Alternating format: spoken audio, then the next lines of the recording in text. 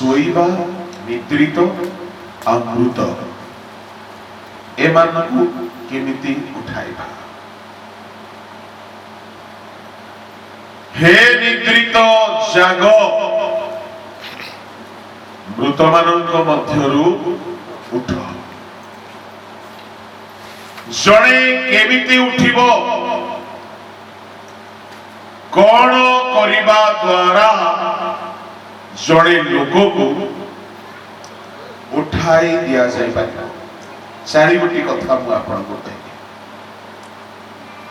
କେମିତି ଜଣେ ବ୍ୟକ୍ତିକୁ ଉଠାଇ ଦିଆଯିବ? ପ୍ରଥମ ହେଲା ବାକ୍ୟ ଦ୍ୱାରା। ଯଦି ବାକ୍ୟ ପ୍ରଚାର କରାଯିବ ନାହିଁ, ଜଣେ ଲୋକ ଉଠିବ ନାହିଁ। ବାକ୍ୟ ହିଁ ଉଠିବା ପାଇଁ ସାହାଯ୍ୟ କରେ। ପଢ଼ନ୍ତୁ ଦାନିଏଲ ପୁସ୍ତକ 9 ଅଧ୍ୟାୟର 21-22।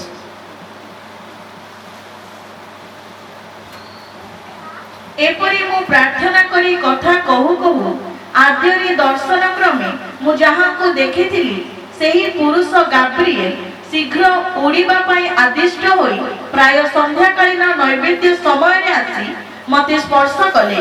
ପୁଣି ସେ ମତେ ଶିକ୍ଷା ଦେଲେ ଓ ମୋ ସଙ୍ଗେ କଥାବାର୍ତ୍ତା କରି କହିଲେ, ହେ ଦାନିଏଲ, ମୁଁ ଏବେ ତୁମ୍ଭକୁ ବୁଦ୍ଧିର କୌଶଳ ଦେବାକୁ ଆସିଲି।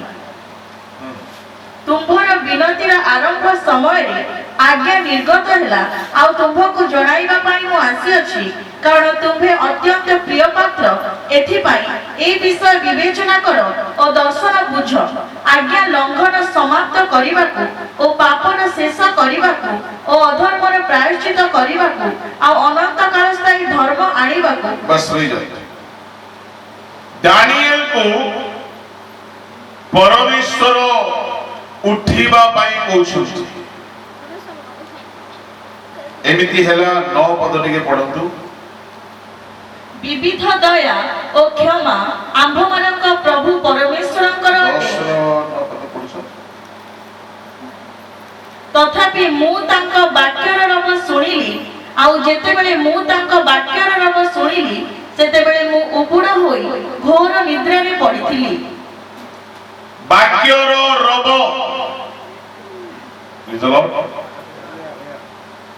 ବାକ୍ୟର ରବ ଶୁଣିଲା ବେଳକୁ ଦାନିଏଲ ଘୋର ନିଦ୍ରାରେ ପଡ଼ିଥିଲେ। ନିଦରେ ଥିବା ଲୋକକୁ ଆଜ୍ଞା ବାକ୍ୟ କେମିତି ଶୁଭିବ? ସେ ପରା ନିଦରେ ଅଛି। ତାମାନେ ଏ ନିଦ୍ରାରେ ଥିବା ଲୋକକୁ ନିଦ୍ରାରୁ ଉଠାଇଲା କିଏ? ବାକ୍ୟ। ଦାନିଏଲ ନିଦ୍ରାରେ ଶୋଇ ପଡ଼ିଥିଲେ। ବାକ୍ୟର ରବ ଶୁଣିକି ସେ ଉଠିଲେ।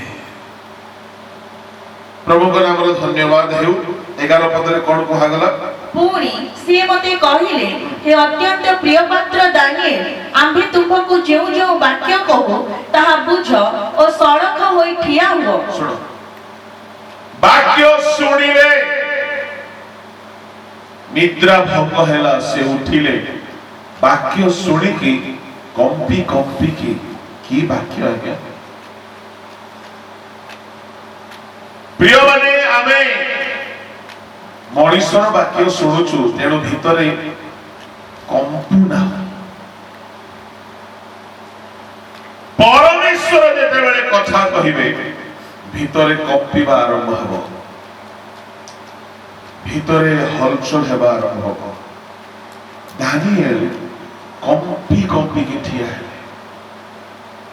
ଆଉ ସେତେବେଳେ ପ୍ରଭୁ କହୁଛନ୍ତି, ଆମେ ତୁମ୍ଭକୁ जो वाक्य कहो ताहा बुझ, सड़क होई ठिया हुओ। से मते एई कथा कहबार मु कंपी कंपी ठिया हेली। प्रभु को नाम धन्यवाद हेउ। प्रभु को लोक माने दानिएल रो निद्रा भंग हेला। परमेश्वर को वाक्य रो रब सुनते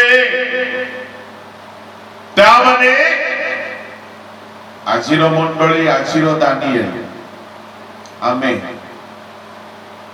ଆମକୁ ପ୍ରଚାରକର ପ୍ରଚାର କାମ କରିବ ନାହିଁ ଯଦି ସେ ପ୍ରଚାରକର ପ୍ରଚାରରେ ପ୍ରଭୁଙ୍କ ବାକ୍ୟର ରବ ନଥିବ।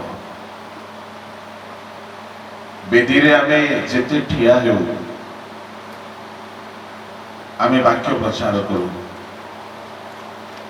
ବେଳେ ବେଳେ ଘଣ୍ଟାକର ପ୍ରଚାର ଭିତରେ ମଝି ମଝିରେ ଗୋଟେ ଗୋଟେ ଧାଡ଼ି ସତେ କି ପ୍ରଭୁ କହିଲା ପରି ଲାଗୁଥିବ। ସେଇ ଗୋଟେ ଗୋଟେ ଧାଡ଼ି ଆମର ଭିତରେ ଗୋଟେ କମ୍ପନ ଆରମ୍ଭ କରିଦିଏ, ଗୋଟିଏ ଭୟ ଆରମ୍ଭ କରିଦିଏ, ଏକ ଚେତନା ଆଣିଦିଏ। ଆଉ ଆମେ ସ୍ଥିର କରୁ ନା ଆଜିର ବାକ୍ୟ ଅନୁସାରେ ମତେ ବଦଳିବାକୁ ହିଁ ପଡିବ। ଆଜିର ବାକ୍ୟ ମୋରି ପାଇଁ ହେଇଥିଲା, ମୁଁ ଟିକେ ପରିବର୍ତ୍ତନ ହେବାକୁ ପଡିବ ବୋଲି ଆମେ ଯୋଉ ଆଗ୍ରହ ପ୍ରକାଶ କରୁ ସେଇ ଆଗ୍ରହ ଅନୁସାରେ ଟିକିଏ ଟିକିଏ ବଦଳି ଯାଇଥାଉ। এই ଯୋଉ ଟିକିଏ ଟିକିଏ ବଦଳି ଯିବା ହେଉଛି ନିଦ୍ରାରୁ ଉଠିବା। ଧୀରେ ଧୀରେ ଦାନିଏଲ ଠିଆ ହେଲେ। ପ୍ରଭୁଙ୍କ ଲୋକମାନେ, ଏହା ତ ଦାନିଏଲଙ୍କର କଥା, ଦୁନିଆରେ କଣ ଆମେ ଦେଖୁନାଉ କି? ମନେ କରନ୍ତୁ, ଜଣେ ଲୋକ ଶୋଇ ପଡିଛି। ଶୋଇବା ଲୋକକୁ ଆମେ କେମିତି ଉଠାଇ ଥାଉ? ଦୁଇ ପ୍ରକାର ଉଠାଇ ଥାଉ।